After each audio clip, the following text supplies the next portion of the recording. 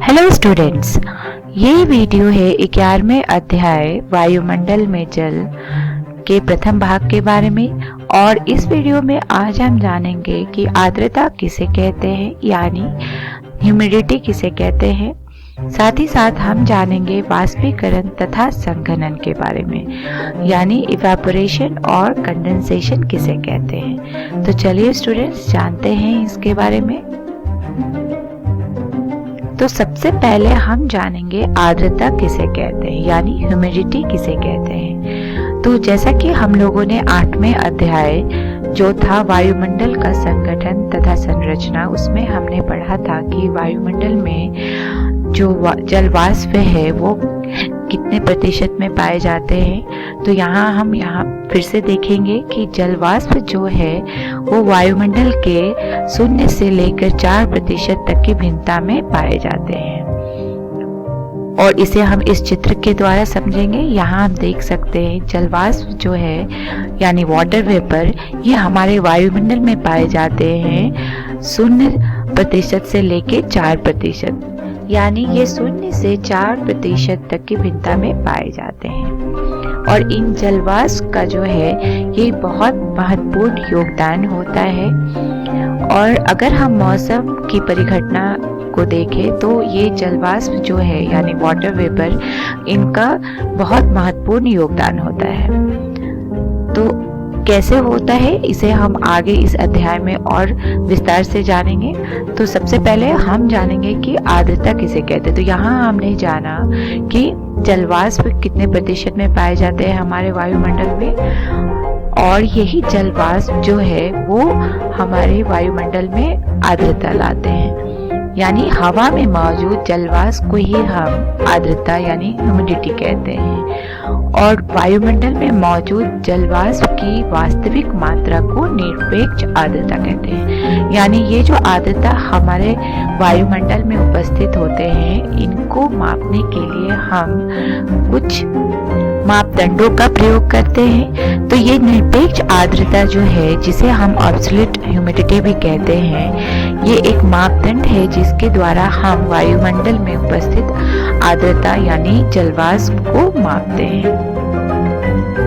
और ये निरपेक्ष आर्द्रता जो है यह हवा के प्रति इकाई आयतन में जलवाष्प का वजन होता है, और इसे हम दर्शाते हैं प्रति ग्राम प्रति घन मीटर के रूप में। तो जैसा कि हम लोगों ने देखा कि निरपेक्ष आर्द्रता को हम मापते हैं ग्राम पर मीटर क्यूब में। तो यहाँ जो ग्राम है ये दर्शाता है जलवाष्प की मात्रा जो उपस्थित होती है वायुमंडल में, और ये मीटर क्यूब जो है ये होता है हवा की मात्रा। तो निरपेक्ष आर्द्रता जो है इसे हम कह सकते हैं कि ये सीधे तौर पे आधारित होते हैं जलवाष्प की मात्रा पर। यानी अगर जलवाष्प की मात्रा बढ़ेगी तो ये निरपेक्ष आर्द्रता जो है ये भी बढ़ेगी। यानी निरपेक्ष आर्द्रता सीधे अनुपातिक होते हैं जलवाष्प की मात्रा पर। और यही निरपेक्ष आर्द्रता जो है अगर हम देखें तो ये विपरीत अनुपातिक होते हैं हवा की मात्रा पे। यानी अगर हवा की मात्रा को हम बढ़ाएंगे या घटाएंगे तो ये निरपेक्ष आर्द्रता जो है ये भी प्रभावित होगा। लेकिन अगर हम जलवाष्प की मात्रा को स्थिर रखते हैं और फिर हवा की मात्रा को बढ़ाते हैं या घटाते हैं, तब भी ये निरपेक्ष आर्द्रता जो है ये प्रभावित होगा। तो इसीलिए ये निरपेक्ष आर्द्रता जो है ये सही मापदंड नहीं होता है अगर हमें वायुमंडल में आर्द्रता को मापना है। क्योंकि यहाँ हम देख सकते हैं कि कैसे जो यहाँ जलवाष्प की मात्रा स्थिर रखते हुए भी अगर हवा की मात्रा बढ़ती है या घटती है तो निरपेक्ष आर्द्रता भी बढ़ेगी या घटेगी। जबकि निरपेक्ष आर्द्रता जो है ये जो है मापदंड होते हैं जलवाष्प की मात्रा को मापने के लिए। तो अगर जलवाष्प की मात्रा स्थिर होते हुए भी ये घट रही है या बढ़ रही है हवा की मात्रा घटने या बढ़ने से, तो हम कह सकते हैं कि ये निरपेक्ष आर्द्रता जो है ये सही मापदंड नहीं है पूरी तरह से अगर हमें वायुमंडल में आर्द्रता को मापना है। और चूंकि ये निरपेक्ष आर्द्रता जो है ये सीधे अनुपातिक होते हैं जलवाष्प की मात्रा पे, तो हम कह सकते हैं कि अगर किसी हवा में जलवाष्प की मात्रा अधिक होगी तो वहाँ पे निरपेक्ष आर्द्रता जो है वो भी अधिक होगी। तो यहाँ हमने जाना निरपेक्ष आर्द्रता किसे कहते हैं और ये कैसे हम इसे दर्शाते हैं। अब दूसरा मापदंड जो है जिसके द्वारा हम वायुमंडल में जलवाष्प यानी आर्द्रता को मापते हैं वो है सापेक्ष आर्द्रता, जिसे हम रिलेटिव ह्यूमिडिटी के नाम से भी जानते हैं। तो ये दिए गए तापमान पर अपनी पूरी क्षमता की तुलना में वायुमंडल में मौजूद आर्द्रता जो होते हैं उसके प्रतिशत को हम सापेक्ष आर्द्रता कहते हैं। और तापमान बदलने से सापेक्ष आर्द्रता जो है ये प्रभावित होती है, जबकि निरपेक्ष आर्द्रता जो कि हम लोगों ने देखा, ये निरपेक्ष आर्द्रता जो है वो तापमान बदलने से प्रभावित नहीं होते हैं, लेकिन ये सापेक्ष आर्द्रता जो है ये प्रभावित होते हैं, यानी ये तापमान पर निर्भर होते हैं। और अगर सापेक्ष आर्द्रता को देखें तो ये महासागर में सबसे अधिक और महाद्वीप के ऊपर सबसे कम होती है। अब आइए यहाँ हम देखेंगे कि सापेक्ष आर्द्रता जो है ये कैसे हम निकालते हैं। तो सापेक्ष आर्द्रता जो है ये बराबर होता है हवा में मौजूद जलवाष्प बटा जलवाष्प धारण करने की हवा की क्षमता जो होती है, यानी हवा की पूरी क्षमता कितनी होती है जलवाष्प को धारण करने की, वो गुना 100। तो सापेक्ष आर्द्रता अगर हम किसी हवा में निकाले जहाँ पे 2 ग्राम जलवाष्प मौजूद है, लेकिन उस हवा की पूरी क्षमता जो है जलवाष्प धारण करने की वो है 10 ग्राम, तो यहाँ हम देखेंगे कि इस स्थिति में हम सापेक्ष आर्द्रता कैसे निकालते हैं। तो सापेक्ष आर्द्रता बराबर 2 जो कि हवा में मौजूद जलवाष्प है भागा 10 जो कि हवा की पूरी क्षमता होगी जलवाष्प धारण करने की गुना 100, तो बराबर हो जाएगा 20%। यानी इस स्थिति में हवा का सापेक्ष आर्द्रता जो है वो होगा 20%, और इसे हम हमेशा प्रतिशत में दर्शाते हैं।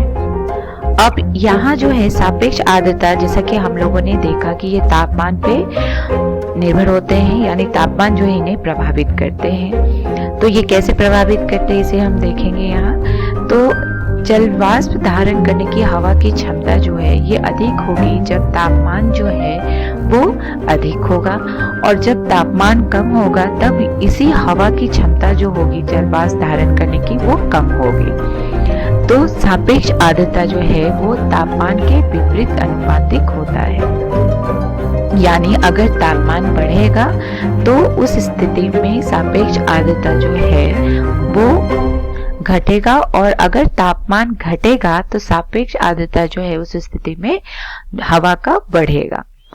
तो यहाँ हमने जाना कि सापेक्ष आर्द्रता को हम कैसे निकालते हैं और कैसे तापमान जो है इस सापेक्ष आर्द्रता को प्रभावित करते हैं। अब कभी कभी एक निश्चित तापमान पे वायु की जितनी क्षमता होती है जलवाष्प धारण करने की, वो वायु जो है अपनी पूरी क्षमता के अनुरूप जलवाष्प धारण करती है, और इस वायु को हम कहते हैं संतृप्त यानी सैचुरेटेड एयर। तो एक निश्चित तापमान पे जलवाष्प से पूरित वायु को संतृप्त कहा जाता है, यानी सैचुरेटेड एयर कहा जाता है। और ये कब होता है इसे हम इस चित्र के द्वारा समझेंगे। तो यहाँ हम इस चित्र पे देख सकते हैं कि जब वाष्पीकरण जो है ये अधिक होगा संघनन से, तो इस स्थिति में वायु जो है ये संतृप्ति के नीचे होगा, यानी बिलो सैचुरेशन होगा। और जब संघनन अधिक होगा वाष्पीकरण से, तब इस स्थिति में जो है वायु जो है वो संतृप्ति से ऊपर होगा, यानी सुपर सैचुरेशन होगा।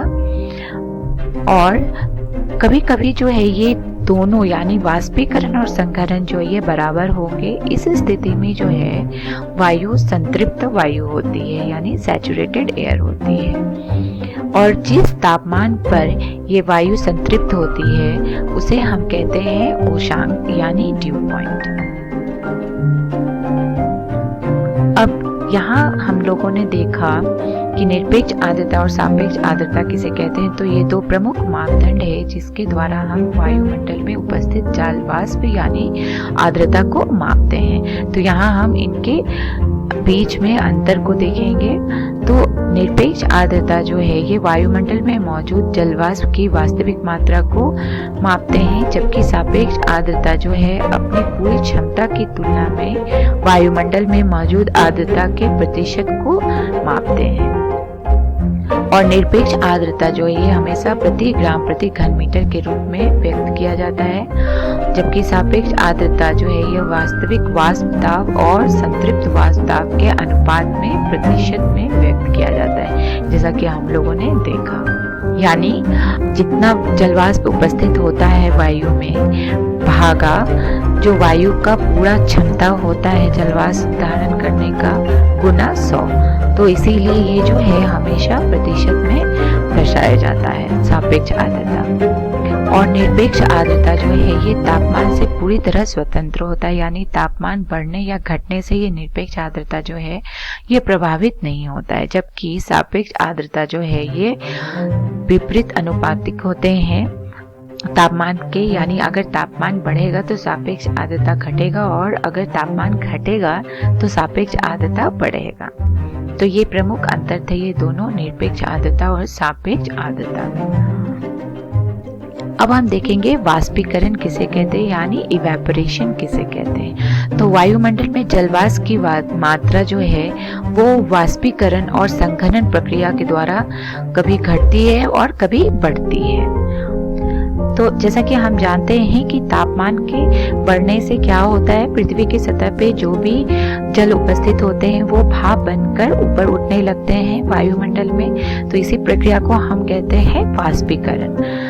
तो जिस तापमान पे जल वाष्पीकरण होता है या शुरू होता है उसे हम कहते हैं वाष्पीकरण की गुप्त ऊष्मा, यानी लेटेंट हीट ऑफ इवेपोरेशन। और इसे हम इस चित्र के द्वारा समझेंगे। यहाँ हम देख सकते हैं कि कैसे तापमान अधिक होने के कारण यहाँ पे वाष्पीकरण हो रहा है, यानी जल जो है ये भाप बनकर वायुमंडल पे ऊपर जा रहे हैं। तो जिस तापमान पे जल वाष्पीकरण होना शुरू होता है उसे हम कहते हैं वाष्पीकरण की गुप्त ऊष्मा। और ये वायुमंडल में हमेशा होते रहते हैं और इन्हीं वाष्पीकरण प्रक्रिया के द्वारा जो जलवाष्प वायुमंडल में उपस्थित होते हैं वो कभी बढ़ते हैं और कभी घटते हैं। यानी अगर वाष्पीकरण अधिक होगा तो वायुमंडल में जलवाष्प की मात्रा जो है वो अधिक होगी, और अगर वाष्पीकरण कम होगा तो इस स्थिति में वायुमंडल में जो जलवाष्प की मात्रा है वो कम होगा। अब यहाँ हम देखेंगे संघनन यानी कंडेंसेशन किसे कहते हैं। तो जैसा कि हम लोगों ने देखा कि वाष्पीकरण में क्या होता है, पृथ्वी पे उपस्थित जो भी जल होते हैं वो भाप बनकर ऊपर उड़ते हैं वायुमंडल में। तो ये भाप जब ऊपर जाते हैं तब ये फिर से ठंडे हो जाते हैं, यानी कि वहाँ पे तापमान कम होता है जिसके कारण जो भाप है वो फिर से जल के रूप में बदल जाते हैं। और इसी प्रक्रिया को हम कहते हैं संघनन यानी कंडेंसेशन। अब ये संघनन की प्रक्रिया जो होती है ये होती है छोटे छोटे कणों के चारों ओर, और ये छोटे छोटे कण जो हैं ये हमारे वायुमंडल में उपस्थित होते हैं। तो इन छोटे छोटे कणों के चारों ओर जो ठंडा होके भाप जल के रूप में बदलते हैं इन्हें हम कहते हैं संघनन केंद्रक यानी हाइड्रोस्कोपिक न्यूक्लियाई। तो इसे हम इस चित्र में यहाँ हम समझ सकते हैं। यहाँ हम देख सकते हैं ये छोटे छोटे कण हैं जिनके चारों ओर जो है संघनन प्रक्रिया होता है, यहाँ हम देख सकते हैं, जिसके कारण बादलों का निर्माण होता है। और अगर हम इन छोटे छोटे कणों के बारे में देखें तो ये धूल, धुआं तथा महासागरों के नमक के कण होते हैं जो उपस्थित होते हैं हमारे वायुमंडल में, और यही जो है एक संघनन केंद्रक के रूप में कार्य करते हैं। अब कुछ परिस्थिति होती है जब ये संघनन प्रक्रिया होती है। तो यहाँ हम देखेंगे किस परिस्थिति में संघनन प्रक्रिया होती है। तो जब वायु का आयतन नियत हो एवं तापमान उषांक तक गिर जाए तब ये संघनन प्रक्रिया होता है। वायु का आयतन तथा तापमान दोनों ही कम हो जाए, ऐसी स्थिति में भी संघनन होता है। और वाष्पीकरण द्वारा वायु में और अधिक जल वाष्प प्रविष्ट हो जाए, तब भी ये संघनन प्रक्रिया जो है वो प्रारंभ हो जाता है। तो इस वीडियो में हम लोगों ने सीखा कि आर्द्रता किसे कहते हैं और आर्द्रता को हम कैसे मापते हैं। साथ ही साथ हम लोगों ने जाना वाष्पीकरण किसे कहते हैं और संघनन किसे कहते हैं। तो संदर्भ के लिए हम देख सकते हैं एनसीईआरटी बुक भौतिक भूगोल के मूल सिद्धांत। अगले वीडियो में हम जानेंगे संघनन के प्रकार जो होते हैं ओस, कोहरा एवं कुहासा और बादल। तो ये 3 प्रकार के संघनन के प्रकार होते हैं जिनसे हम जानेंगे अगले वीडियो में विस्तार से। तब तक के लिए धन्यवाद।